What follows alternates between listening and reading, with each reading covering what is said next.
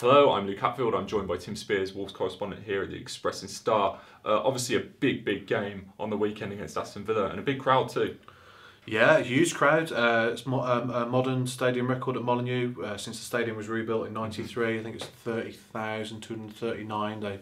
They crammed into Molineux. Although having said that, it's still way short of their capacity. Bizarrely, the capacity amount is 31,700. But they'll never get anywhere near that, A, due to segregation, and B, due to some seats in the North Bank where you can't actually see the pitch from because of the way it was rebuilt. But yeah, no, as full as it could be from tickets sold, and just fantastic.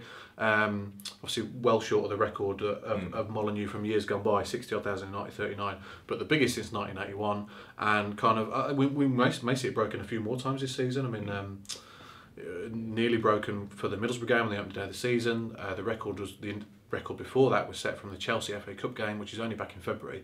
So there's a number of games you could pinpoint this season where they could, in theory, break it again. But yeah, no, the atmosphere was mind blowing actually. Rarely have I heard Molineux so loud for so long. You know, there's always you always get a lull in the game at some point. Maybe if it's half an hour and it's 0-0, you might have expected that on Saturday.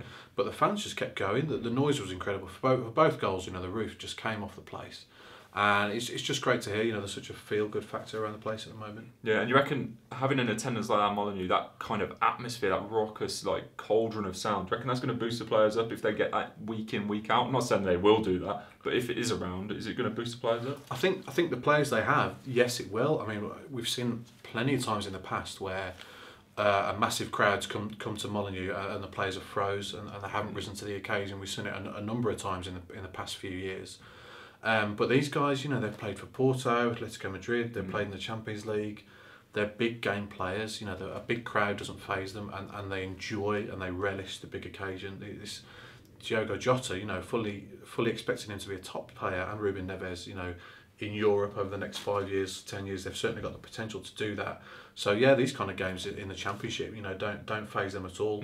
Like I said, they played for Porto, Atletico Madrid, Benfica. So everybody's rising to the occasion. Nuno included. He's well used to this as well. He's been in the last 16 of the Champions League, so yeah. So I think the whole kind of club has had a bit of a mentality change in the last year or so, really, since Fosun took on. You know, they're not settling for mediocrity anymore. They want to be winners. They want to be in the Premier League.